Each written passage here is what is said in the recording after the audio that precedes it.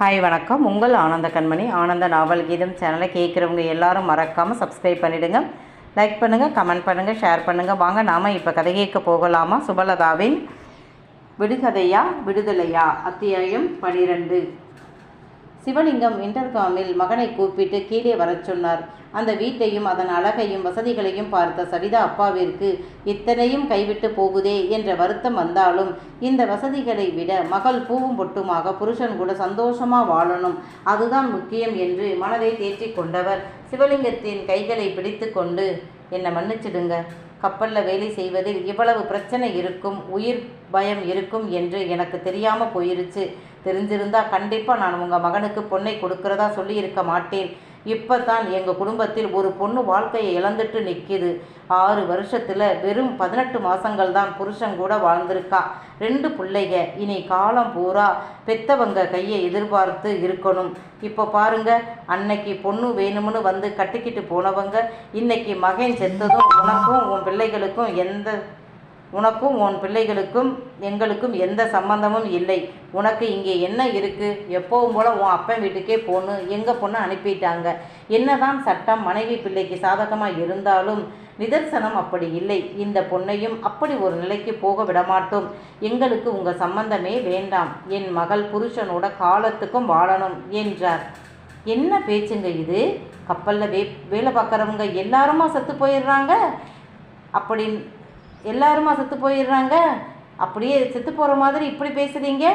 ஏதோ ஒரு கெட்ட நேரம் அந்த பையனுக்கு அப்படி ஆகிருச்சு. அதுக்காக பேசி வச்ச கல்யாணத்தை நிறுத்துவீங்களா? இன்னும் 3 நாள் தான் இருக்குது கல்யாணத்துக்கு. நாங்கள் சொந்த பந்தம் ஊர் உறவுன்னு அத்தனை பேருக்கும் மகனுக்கு கல்யாணம்னு பத்திரிக்கை வச்சு அழைச்சிட்டோம். நீங்கள் என்னடானா இப்போ வந்து கல்யாணம் வேண்டாம் அப்படின்றீங்க? அது எப்படி உங்களால் சொல்ல முடிஞ்சது? நிச்சயமான பொண்ணுக்கு கல்யாணம் நின்று போனால் ஊர் உலகம் என்ன பேசும்? அப்புறம் உங்கள் மகளுக்கு கல்யாணமே நடக்காது. அவசரப்பட்டு எந்த முடிவும் எடுக்காதீங்க என்று வளர்மதி எச்சரிக்க, அதை கேட்ட சவிதாவின் மாமாவுக்கு கோபம் வந்து விட்டது. எங்கள் பொண்ணை பற்றி நீங்கள் கவலைப்பட வேண்டாம். எங்கள் பொண்ணுக்கு எப்படி கல்யாணம் பண்ணணும்னு எங்களுக்கு தெரியும். அந்த அளவுக்கு கூறுகட்டவுக இல்லை நாங்கள். எங்கள் பொண்ணுக்கு அதே தேதியில் திருமணம் நடக்கும் என்றார். என்னது? உங்கள் பொண்ணுக்கு திருமணம் நடக்குமா? எப்படி என்று வளர்மதி அதிர்ந்து போய் கேட்க, எப்படின்னா என்ன சொல்கிறது? எங்கள் பொண்ணை கேட்டு முன்னாடியே நிறைய நல்ல சம்பந்தங்கள் வந்தது. நாங்கள் தான் வெளிநாட்டு கப்பலில் வேலை என்றால் பொண்ணு எங்கள் கூடவே இருக்கும் அப்படின்னு மாப்பிள்ளை வரும்போது மட்டும் மாமியார் வீட்டுக்கு போனால் போகட்டும்னு நினச்சி தான் சரின்னு சொன்னோம். இப்போ எங்கள் சொந்தத்திலேயே நல்ல பையனாக பார்த்துட்டோம். வெளிநாட்டில் மாப்பிள்ளை வேலை பார்க்கிறார். எங்கள் பொண்ணையும் கூடவே கூட்டிகிட்டு போகிறேன்னு சொல்லிட்டாங்க. எப்படியோ எங்கள் பொண்ணு புருஷன் கூட சந்தோஷமாக வாழ்ந்தா போதும் எங்களுக்கு. நாங்கள் திருமண ஏற்பாட்டை பண்ணிட்டோம். முடிஞ்சால் நீங்களும் சட்டு புட்டுன்னு உங்கள் மாப்பிள்ளைக்கு ஒரு பொண்ணை பார்த்து கல்யாணத்தை முடித்து விடுங்கள் என்றார் ஒருத்தர். சவிதாவிற்கு வேறு ஒருத்தனோடு திருமணம் என்பதை கேட்ட பிறகு பிரணவ் அங்கே நிற்கலை. அப்பா, அவங்கள போக சொல்லுங்க. தேவையில்லாமல் இனி பேசவே வேண்டாம். என்ன வேண்டாம்னு விளக்கின பிறகு எதுக்கு வீம்பு பேச்சு என்றவன், தாராளமாக உங்கள் பொண்ணை யாருக்கு வேணும்னாலும் கட்டி கொடுங்க. இப்போ நீங்கள் கிளம்பலாம் என்றவன் மாடி ஏறி போய்விட்டான். மனுஷனா பிறந்தவனுக்கு என்னைக்கா இருந்தாலும் சாவு வரத்தான் போகுது. நாமளும் சாகத்தான் போகிறோம். அதுக்காக பேசி முடித்த கல்யாணத்தை நிறுத்துவீங்களா? உங்களுக்கு மனசாட்சி இல்லையா என்று வளர்மதி கேட்க, மனசாட்சி இருக்கிறதால தான் உங்ககிட்ட வந்து கெஞ்சி மன்னிப்பு கேட்குறோம். நீங்களும் உங்கள் மகனுக்கு நல்ல பொண்ணாக பார்த்து இதே தேதியில் கல்யாணத்தை பண்ணி வையுங்க. யார் வேண்டாம்னா என்று சவிதாவின் அப்பா கேட்க, சிவலிங்கத்திற்கு கோபம் வந்து விட்டது. என்ன நினச்சிக்கிட்டு இருக்கீங்க? என்னவோ உங்கள் பொண்ணுக்கு தான் உடனே மாப்பிள்ளை கிடைச்ச மாதிரி பேசுகிறீங்க. எங்கள் மகனுக்கும் பொண்ணு க்யூவில் நிற்குது. ஏதோ நல்லவங்களாக தெரியுறீங்களேன்னு நம்பி என் மகனுக்கு உங்கள் பொண்ணை கட்ட சம்மதிச்சேன். இல்லைன்னா ஒரு நாளும் உங்களை மாதிரி இப்படி நட்டாத்தில் விட்டு கழுத்து அறுக்கிறவங்க கூட சம்பந்தம் வச்சுக்கவே மாட்டேன் என்றார். வளர்மதி கோபத்துடன், சரிப்பா கிளம்புங்க, அதுதான் மாப்பிள்ளையே இந்த கல்யாணம் வேண்டாம் போங்கன்னு சொல்லிட்டாரே, அப்புறம் என்ன வாங்க என்று பெரியவர் ஒருத்தர் கிளம்பி விட்டார். வேண்டாம் என்று போறவங்களை இழுத்து வந்தா திருமணம் பண்ண முடியும்? வளர்மதி சோஃபாவில் சரிந்தவர் வாய்விட்டு அழுதார். சிவலிங்கம் அமைதியாக உட்கார்ந்திருந்தார். மாடியில் தன் அறையில் இருந்த பிரணவிற்கு அம்மாவின் அழுகை குரல் கேட்டது. இறுகி போய் படுத்திருந்தான். தம்பியின் திருமணத்திற்காக 3 நாள் முன்னாடி வந்து இறங்கினாள் பிறைமதி குடும்பத்துடன். வீட்டு வாசலில் கார் வந்து நிற்கும் போதே போற்றிக்கோவில் யாரையும் காணோம் என்ற போதே ஏதோ நெருடலாக இருந்தது. காரை விட்டு இறங்கிய போது கேட்ட தாயின் அழுகுரல் அவர்களை பதற வைத்தது. காரில் இருந்து இறங்கி உள்ளே ஓடினார் பிறைமதி. அங்கே கண்டது கதறி அழுத அம்மாவையும் இறுகி போயிருந்த அப்பாவையும் தான். என்னப்பா, என்ன ஆச்சு? தம்பி எங்க என்று கேட்க மாடியை பார்த்தார் சிவலிங்கம். அம்மா ஏன் அழறாங்க என்று கேட்க, நான் என்னத்தடி சொல்கிறது, அந்த ஜோசியன் சொன்ன மாதிரி என் மகனோட கல்யாணம் நின்று போயிருச்சே, நான் என்ன பண்ணுவே என்று வளர்மதி அழுதார். என்னது, கல்யாணம் நின்று போச்சா? ஏன், எப்படி என்று பதறியபடி மகள் கேட்க, சிவலிங்கம் சவிதா வீட்டார் வந்து பேசியதை சொன்னார்.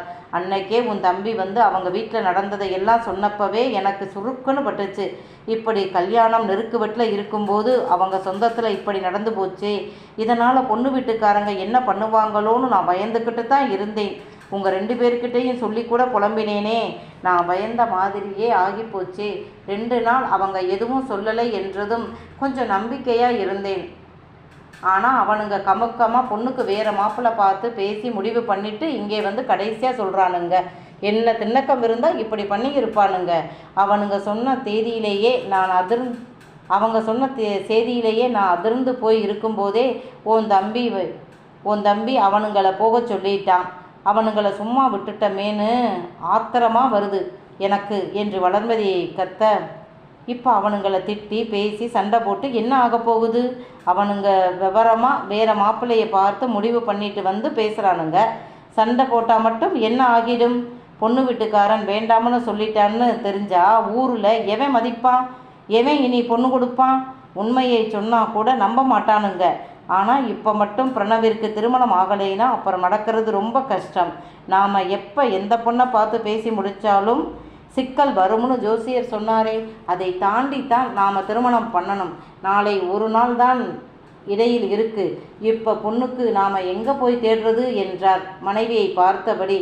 1 வருஷத்துக்கு முன்னாடி இருந்தே பொண்ணு தேடியும் ஒழுங்காக கிடைக்கலையே,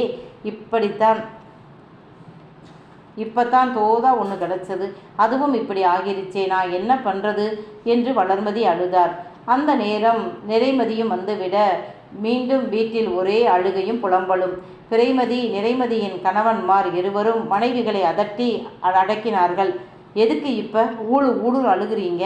நடந்த எதையும் மாற்ற முடியாது. அவங்க பொண்ணுக்கு அவங்க மாப்பிள்ளை பார்த்து கல்யாணம் பண்ண போகிறாங்க. நீங்கள் இப்படி கும்பலாக கூடி அழுகிறீங்க. ஏன் அந்த பொண்ணுக்கு ஒரு மாப்பிள்ளை கிடைச்ச மாதிரி நம்ம பிரணவுக்கு ஒரு பொண்ணு கிடைக்காதா? இதுவரை சொந்தத்தில் ஏதாவது பொண்ணை பார்த்து ஏதோ சின்ன காரணத்துக்காக வேண்டாமன்னு ஒதுக்கின பொண்ணு ஏதாவது இருக்கான்னு யோசிச்சு பாருங்க. இல்லைனாலும் சொந்தத்தில் தோதா ஏதாவது பொண்ணு இருக்கான்னு பாருங்க. வசதி வாய்ப்பை பார்க்காதீங்க என்று பிறைமதியின் கணவன் சொல்ல, வசதி இல்லைன்னு தானே நல்ல பொண்ணை வேண்டாம்னு உங்கள் அத்தை ஒதுக்கினா. இப்போ அதுக்குத்தான் கடவுள் மண்டையில் தட்டி மூளையில் உட்கார்ந்து அழுன்னு விட்டுருக்காரு. அன்னைக்கே சொன்னேன், துரைசாமி மகளை கட்டலாம், நம்ம ஜோசியரே பொருத்தம் பார்த்துட்டு நல்லா இருக்குன்னு சொன்ன பிறகு எதுக்கு யோசிக்கிறேன்னு கேட்டேன். உங்கள் மாமியார் தான் பிடி கொடுக்கலை. அதுக்கு முதல் காரணம் நம்ம அளவுக்கு அவங்களால சீர் செய்ய முடியாது. இன்னொன்று, அவங்க என்னோட சொந்தம். அப்புறம் எப்படி சரின்னு சொல்லுவா? மகனுக்கு கல்யாணம் நல்லபடியாக நடக்கணும், மகன் குடும்பமாக சந்தோஷமாக இருக்கணும் என்ற எண்ணமெல்லாம் உன் அம்மாவுக்கு கிடையாது. அவளுக்கு இஷ்டப்படி தேர்ந்தெடுக்கிற பொண்ணு தான் மருமகளாக வரணும். அதுதான் இப்போ ஊத்திக்குச்சே. என்னமோ பண்ணட்டும், இஷ்டப்படி நான் ஆடினதால தான் இன்னைக்கு என் மகன் கல்யாணம் நின்று போச்சு. அன்னைக்கே பேச்சை கேட்காம நானே துரைசாமி மகளை பேசி முடிச்சிருந்தா இப்போ இப்படி நடந்திருக்குமா? என்னதான் இருந்தாலும் அவங்க நம்ம சொந்தம், நம்மளை பற்றி தெரியும், நம்ம கௌரவம் அந்தஸ்து தெரியும். இது புரோக்கர் மூலமாக வந்த சம்பந்தம். நம்மளை பற்றி தெரியாமல் அவங்களே ஒரு முடிவு பண்ணி அவங்களே வேண்டாம்னு சொல்லிட்டு போயிட்டாங்க என்றார். மாமியார் பேசாமல் இருக்க மனைவிகளை பார்த்தார்கள். அவர்களும் எனக்கென்ன என்று இருக்க, சரி விடுங்க மாமா, பிரணவுக்கு கல்யாணம் ஆகணும், பொண்டாட்டி பிள்ளைகள்னு அவன் வாழணும் என்ற எண்ணம் நம்ம வீட்டு பொம்பளைங்க 3 பேருக்குமே இல்லை. அப்புறம் நாம் என்ன பேசி என்ன ஆக போகுது? இன்னும் ஒரு 2-3 வருஷம் அவனும் பொறுத்து போவான்.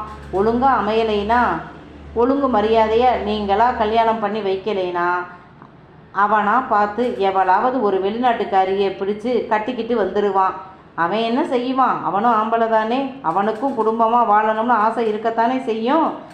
என் மருமகனோட செட்டு அவருக்கும் கூட லேட்டாக தானே திருமணம் பண்ணினாங்க. ஏன்னா அவராக தான் கல்யாணம் வேண்டாம்னு சொன்னாராம், வேண்டாம்னு இருந்திருக்காரு. இப்போ தமனாவை பிடிச்சி போய் அவங்க வீட்டில் சொல்லவும் உடனே கல்யாணம் பண்ணி வச்சுட்டாங்க. மகன் வாழணும், மகனோட பிள்ளைகளை தூக்கி வளர்க்கணும், கொஞ்சணும் என்று ஆசை இல்லை உங்களுக்கு? 2 பேருக்கும் ஆசை இல்லை. உங்கள் மகளுக 2 பேருக்கும் தம்பி கல்யாணமாகி வேற ஒருத்தி இந்த வீட்டுக்கு வந்துட்டா இவளுக பவுசு குறைஞ்சு போயிடும், தம்பிக்கிட்ட கொள்ளையடிக்க முடியாது அப்படின்னு பேசாமல் இருக்காங்க. விடுங்க, எவளாவது வெளிநாட்டுக்காரி கப்பலில் வேலை செய்கிறவளா பார்த்து அவன் கட்டிக்கட்டும். 2 பேரும் ஆளுக்கு ஒரு கப்பலில் போகட்டும். நீங்கள் 2 பேரும் இங்கே தனியாக கிடங்க. எப்படியோ எங்கள் பொண்டாட்டிகளுக்கு வேண்டியதை வாங்கிக்கிருவாளுங்க தம்பிக்கிட்ட. அப்புறம் என்ன, விடுங்க. நீங்கள் ஒரு ஆள் மகன் நல்லா இருக்கணும் அப்படின்னு நினச்சா மட்டும் போதுமா? இவங்களும் நினைக்க வேண்டாமா என்று பிறைமதி கணவன் சொல்ல, தங்களை பற்றி இவ்வளவு கேவலமாக புருஷன் பேசினதை கேட்ட பிறைமதி, ஓஹோ, எங்களை மட்டும் குறை சொல்கிறீங்களே, நீங்கள் மட்டும் என்ன செய்கிறீங்க என்று கோபமாக கேட்க, நாங்கள் ஏன் செய்யணும்? அவன் என்ன எங்கள் கூடவா பிறந்தான்? உங்கள் மூலமாக அவன் சம்பாதிக்கிறது எல்லாம் எங்கள் வீட்டுக்கு வந்தால் எங்களுக்கு நல்லது தானே. கூட பிறந்த உங்களுக்கு இல்லாத அக்கறை எங்களுக்கு மட்டும் என்ன என்று கேட்க வாயடைத்து போனார்கள் 2 பெண்களும். வளர்மதிக்கு மருமகன்கள் பேசியது சுருக்கென்று தைத்தது. அந்த நேரம் 5-6 பேர் சொந்தக்கார பெண்கள் வீட்டிற்கு வர அவர்கள் வந்த கோலமே சொன்னது வம்பு பேச வந்திருக்காங்க என்று.